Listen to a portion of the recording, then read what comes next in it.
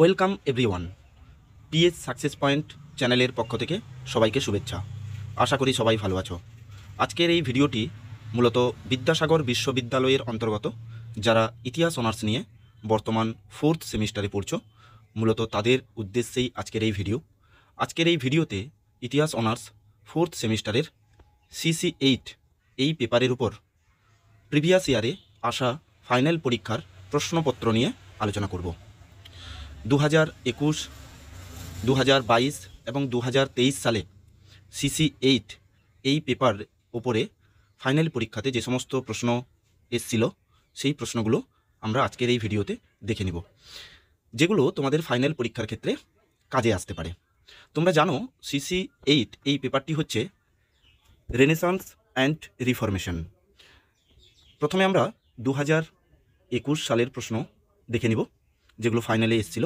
তোমরা জানো 2021 সালে করোনা পিরিয়ডের সময় অনলাইনে পরীক্ষা হয়েছিল। তো 2021 সালের ফাইনাল পরীক্ষার পূর্ণমান 60 ছিল, 3 ঘন্টা সময় ছিল, কিন্তু নম্বর বিভাজন বর্তমানের মতো ছিল না। 15 নম্বরের 4টে করতে বলা হয়েছিল। আর তোমরা জানো বর্তমান 2 নম্বরের 10টা, 5 নম্বরের 4টে, 10 নম্বরের 2টো করতে হয়। তো 21 সালে অনলাইনে যেহেতু এক্সাম হয়েছিল, সেই সময় ইউনিভার্সিটি 15 নম্বরের 4টে করতে দিয়েছিল। তো আমরা দেখে নিব একে একে 21-এ CC8 উপর কী প্রশ্ন এসেছিল। প্রথম প্রশ্ন ছিল,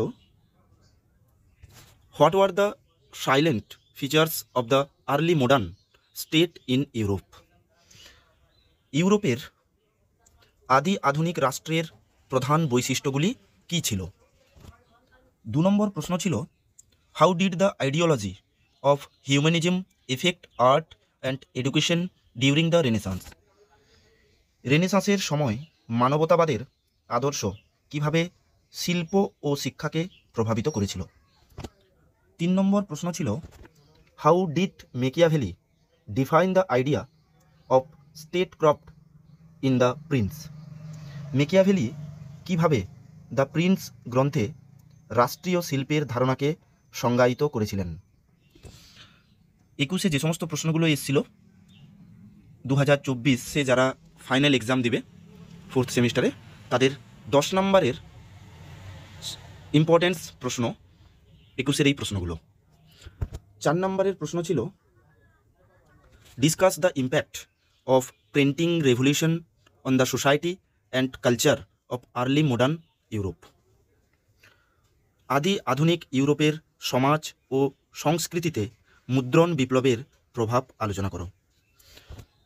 5 নম্বর প্রশ্ন ছিল, determine the success of Martin Luther as a central figure in the reformation of Germany? জার্মানির সংস্কারের কেন্দ্রীয় ব্যক্তিত্ব হিসেবে মার্টিন লুথারের সাফল্য নির্ণয় করো। 6 নম্বর প্রশ্ন ছিল, comment on the Anabaptist movement as a radical wing of Protestantism? Anabaptist আন্দোলনকে প্রোটেস্টান্টবাদের একটি আমূল শাখা হিসেবে মন্তব্য করো। 7 নম্বর প্রশ্ন ছিল, how revolutionary was the scientific revolution? বৈজ্ঞানিক বিপ্লব কতটা বৈজ্ঞানিক ছিল? 8 নম্বর প্রশ্ন ছিল, would you agree that the foundation of Tudor monarchy by Henry অষ্টম may be termed as new monarchy? আপনি কি একমত হবেন যে হেনরি অষ্টম দ্বারা বা অষ্টম হেনরি দ্বারা টিউডোর রাজতন্ত্রের ভিত্তিকে একটি নতুন রাজতন্ত্র বলা যেতে পারে? এই ছিল 2021 সালের ফাইনাল পরীক্ষার CC8 এই পেপারের উপর যে সমস্ত প্রশ্নগুলো এসেছিল। এগুলো যারা 24-এ, অর্থাৎ তোমরা যারা ফাইনাল পরীক্ষা কয়েকদিন বাদে দিবে, তোমাদের 10 নম্বরের সাজেশান হিসেবে এই সমস্ত প্রশ্নগুলো তোমরা কিন্তু স্টাডি করতে পারো। এরপরে আমরা দেখে নিব 8টি প্রশ্ন এসেছিল, তার মধ্যে 4টে করতে বলা হয়েছিল 15 নম্বরের। 2022 সালে কি প্রশ্ন এসেছিল? 2022 সালে CC8 এই পেপারের উপর 60 নম্বরের পরীক্ষা হয়েছিল, 3 ঘন্টা সময় ছিল। সেক্ষেত্রে 2 নম্বরের ছিল 5টা করতে দেওয়া ছিল, 5 নম্বরের 4টে করতে দেওয়া ছিল, আর 10 নম্বরের 3টে করতে দেওয়া ছিল। 2022-এ বাংলা এবং ইংরেজি দুটো মাধ্যমেই প্রশ্ন ছিল। আমরা বাংলাটা দেখে নিব কী কী প্রশ্ন এসেছিল। 2 নম্বরের 5টে করতে বলা ছিল। তার প্রথম প্রশ্ন ছিল রেনেসাঁস এর সংজ্ঞা দাও। 2 নম্বর প্রশ্ন ছিল রিফরমেশন এর সংজ্ঞা দাও। অর্থাৎ আমাদের যে সিলেবাসটা রয়েছে রেনেসাঁস অ্যান্ড রিফরমেশন, দেখো সেই সিলেবাসের টাইটেল থেকেই কিন্তু 2 নম্বরের প্রশ্ন এসছে। 3 নম্বর প্রশ্ন ছিল নগর রাষ্ট্র কী ছিল। 4 নম্বর প্রশ্ন ছিল মানবতাবাদ বলতে কি বোঝায়।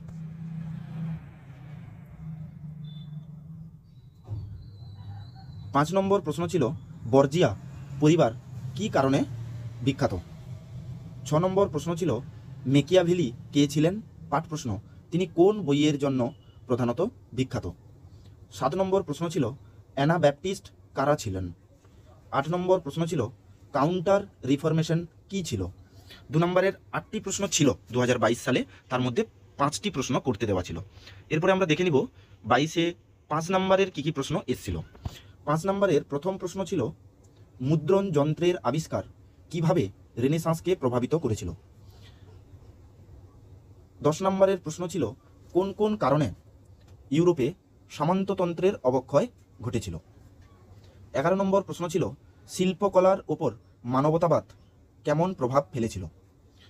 12 নম্বর প্রশ্ন ছিল রেনেসাঁস বিজ্ঞানের স্বতন্ত্রতা কি। 13 নম্বর প্রশ্ন ছিল রিফরমেশনের ধর্মীয় কারণ সংক্ষেপে আলোচনা করো।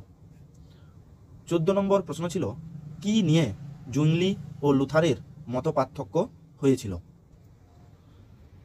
এরপরে আমরা দেখে নেব 10 নম্বরে কী কী প্রশ্ন 2022-এ সিসি 8-এর উপর এসেছিল। 15 নম্বর প্রশ্ন ছিল দেখাও 15 শতক ও 16 শতাব্দীতে অর্থনৈতিক পরিবর্তন কিভাবে ইউরোপে একটি সামাজিক বিপ্লব ঘটিয়েছিল। 16 নম্বর প্রশ্ন ছিল ইউরোপের আদি আধুনিক রাষ্ট্রের বৈশিষ্ট্য ও প্রকৃতির সমালোচনামূলক আলোচনা করো। 17 নম্বর প্রশ্ন ছিল রাষ্ট্র ও শাসক সম্বন্ধে মেকিয়াভেলির ধারণার উপর একটি সমালোচনামূলক নিবন্ধ লেখো।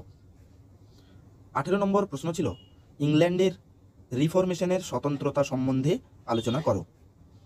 19 নম্বর প্রশ্ন ছিল দেখাও কিভাবে বিজ্ঞানের অনুশীলন ইউরোপীয় রেনেসাঁসের সময় একটি ধর্মনিরপেক্ষ সংস্কৃতির জন্ম দিয়েছিল। এই ছিল 22 সালের 10 নম্বরের 5টি প্রশ্ন, তার মধ্যে থেকে 3টে প্রশ্ন করতে বলা ছিল। এরপরে আমরা দেখে নিব 2023-এ সিসি 8 এই পেপারের ওপর কী কী প্রশ্ন এসেছিল। এখানেও পূর্ণ মান ছিল 60, সময় 3 ঘন্টা। অফলাইনে এক্সাম হয়েছে 23 সালে। 2 নম্বরের 10টি প্রশ্ন করতে বলা ছিল 15টি প্রশ্ন। আর 5 নম্বরের 4টে প্রশ্ন করতে বলা ছিল, তার মধ্যে ছিল 6টি প্রশ্ন। 10 নম্বরের 2টি প্রশ্ন করতে বলা ছিল 4টি প্রশ্ন। আমরা অনুবাদটা দেখে নিব কী কী প্রশ্ন 2023-এ 2 নম্বরের এসেছিল। প্রথম প্রশ্ন ছিল নিউ ওয়ার্ল্ড বলতে কি বোঝো। 2 নম্বর প্রশ্ন ছিল মেদিচি পরিবার সম্পর্কে সংক্ষিপ্ত টিকা লেখো। 3 নম্বর প্রশ্ন ছিল 95 থিসিস বলতে কি বোঝায়, মার্টিন লুথারের 95 থিসিস। 4 নম্বর প্রশ্ন ছিল ইগনাসিয়াস লোরা কে। 5 নম্বর প্রশ্ন ছিল 67 আর্টিকেলস বলতে কি বোঝানো হয়।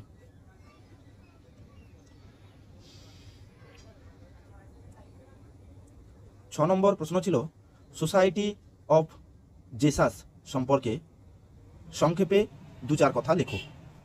7 নম্বর প্রশ্ন ছিল কাউন্সিল অফ ট্রেন্ট এর গুরুত্ব কি ছিল। 8 নম্বর প্রশ্ন ছিল হিউগেনো কারা। 9 নম্বর প্রশ্ন ছিল পেত্রাক কে ছিলেন। 10 নম্বর প্রশ্ন ছিল মেকিয়াভেলির লেখা 2টি বইয়ের নাম লেখো।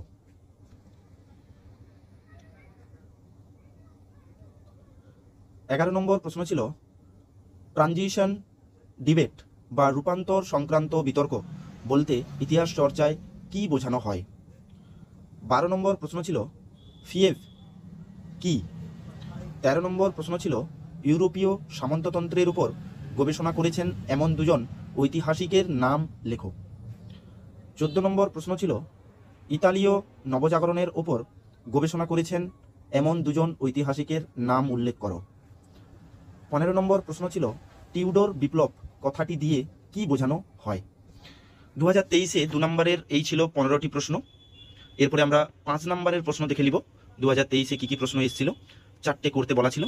তার প্রথম প্রশ্ন ছিল, অর্থাৎ 16 দাগের প্রশ্ন ছিল সিভিলাইজেশন অব দি রেনেসান্স বইতে জেকব বুরখার্ট এর মূল প্রতিপাদ্য কি। 17 নম্বর প্রশ্ন ছিল মেকিয়াভেলি রাষ্ট্র শাসনের উপাদান হিসেবে কূটনীতিকে সংজ্ঞায়িত করেছেন কিভাবে।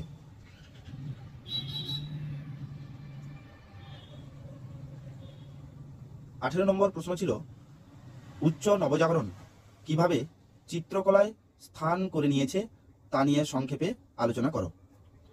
19 নম্বর প্রশ্ন ছিল সুইস প্রোটেস্টান্ট ধর্ম সংস্কার হুলড্রিচ জুংলি সম্পর্কে 2-4 কথা লেখো। 20 নম্বর প্রশ্ন ছিল উত্তরের নবজাগরণের গুরুত্বপূর্ণ হোতা ইরাসমাসের কৃতিত্বের মূল্যায়ন করো।